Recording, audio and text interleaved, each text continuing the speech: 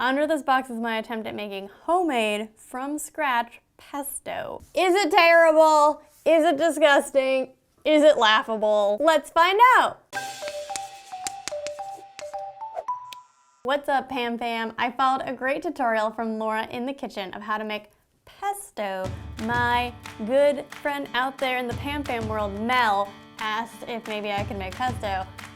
I love pesto, so I was like, yeah, let's do it. Here's what Laura's pesto looked like. It's kind of just a little bit scary because pesto seems like one of those things that you shouldn't make from scratch. So while her recipe looks delicious and easy to follow, I'm just plain scared because I've never made it. It just seems like a thing you shouldn't make from scratch.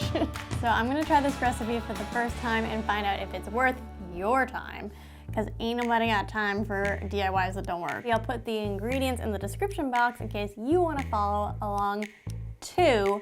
Before I show you what's under the box, I'm gonna give you my tips. Tip number 1, basil's not in season right now, so maybe wait a few months to make this, because I had a really hard time finding basil. I actually went to one store, they had none, and then this one only had 1 package left. So I actually had to cut the recipe in half, which will affect tip number 3 later. Tip number 2, she says to toast the pine nuts, but it's not actually a thing that you see her doing. So 1, you can miss it, and 2, I wasn't really sure how long to do it for, so I might have done it a little too long. I did it for about 4 minutes, so just make sure you keep an eye on it. Tip number 3, she said to use an immersion blender, and my immersion blender did not work. I don't know if it's because I didn't have enough ingredients, but then I had to put it in the food processor, and that worked. So if your immersion blender isn't working or you don't have one, put it in the food processor, it'll work great. Finally, what you've been waiting for, you get to find out what mine looks like. As a reminder, here's what Laura's looked like. So if I did it right, it should be green and creamy and delicious looking, like this. It's time to show you what's under the box. All right, ready? 1, 2, 3.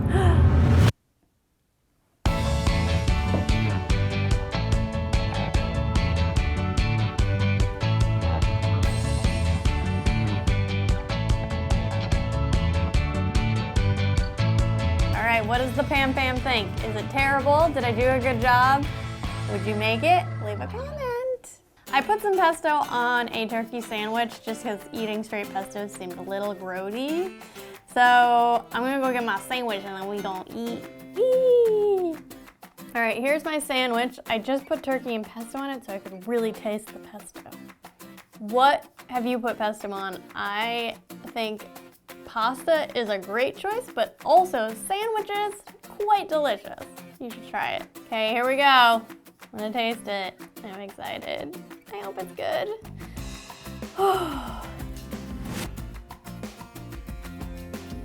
Mmm, yummy.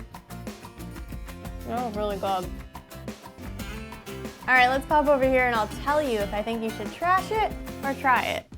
So you know it's delicious, but should you try this recipe?